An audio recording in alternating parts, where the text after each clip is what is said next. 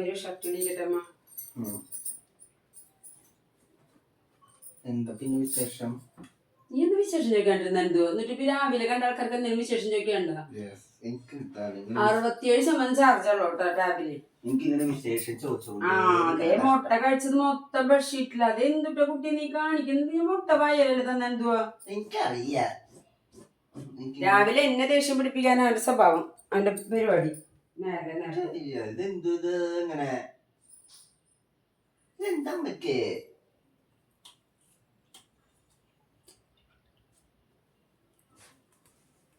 വായ കഴിച്ചിട്ടില്ല. നീ കഴിച്ച ഞാൻ നിന്റെ മുട്ടയും ഞാൻ എന്റെ മുട്ടയും അങ്ങോട്ട് തെറ്റി തോന്നിട്ട് കഴിക്കാൻ നോക്കിയത്. എന്തായാലും മുട്ട കോഴിയൊന്നായി മാറില്ലല്ലോ.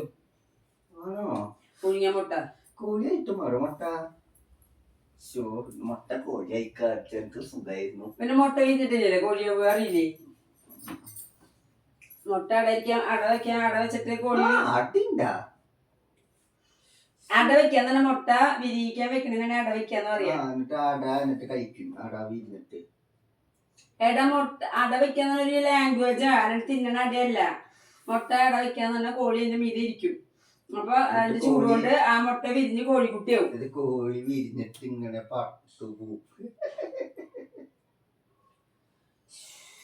എനിക്ക് രാവിലെ നല്ല ദേഷ്യം വരുന്നുണ്ട് കേട്ടാ. കാരണം എന്താ അറിയോ? കറിക്കും ഞാൻ വായ കഴിക്കാം. മുട്ട കഴിച്ചതിന്റെ ചുണ്ടത്ത് മൊത്തം ഞാൻ എന്താ വെള്ളം എടുത്തിട്ട് വരാം.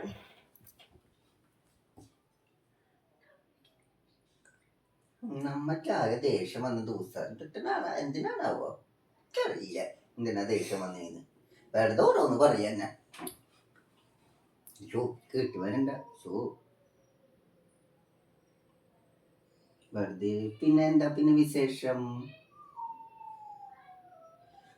ഇനിയിപ്പൊ അമ്മ വരുന്നിട്ട് എന്തൊക്കെയാണാവോ? ഞാൻ കേറി എടുക്കട്ടെ. വയ്യക്ക്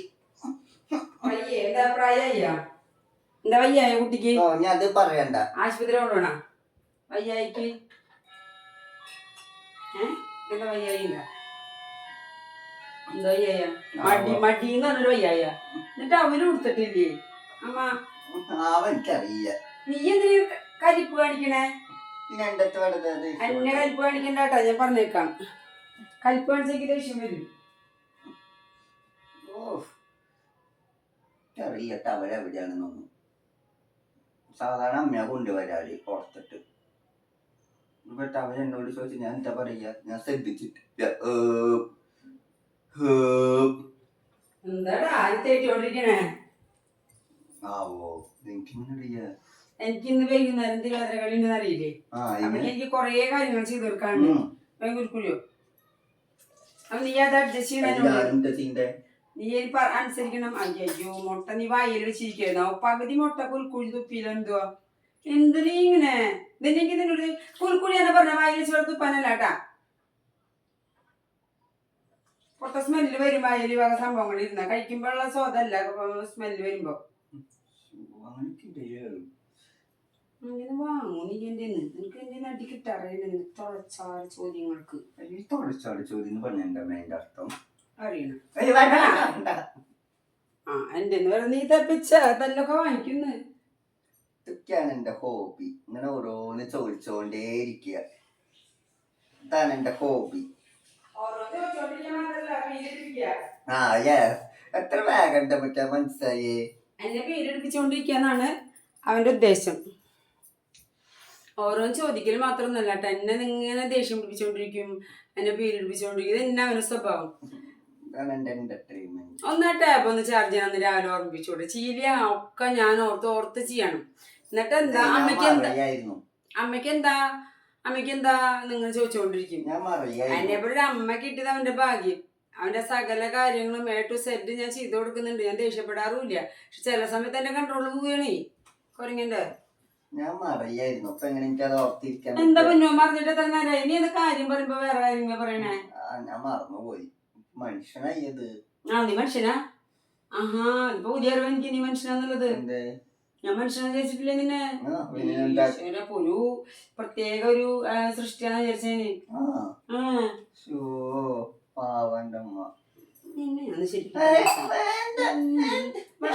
മോശം ഞാൻ നോക്കില്ല. തടുതല പറയോ തടുതല പറയോ തടുതല പറയോ തടുതല പറയോ അമ്മയുടെ പൊന്നുമോൻ എന്തെങ്കിലും ആയിക്കാൻ ഞാൻ അവസാനം പറയുന്ന പേരാണ് അതിന് അമ്മയുടെ പൊന്നുമോനല്ലേ അതിൽ ഞാൻ വീഴുവേ അത് അവന് നന്നായിട്ട് അറിയാം. പൊന്നോ ആ അടിക്കും ഞാൻ അടിക്കും ഞാൻ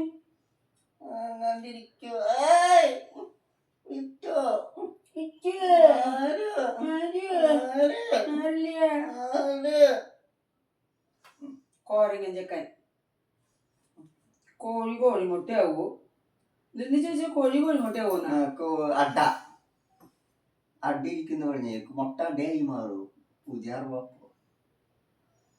കുറച്ച് കോഴിമുട്ടയോട് നിന്നെ അടിയിരുത്താം. കോഴി വിരിയോ നോക്കട്ടെ. വേണ്ട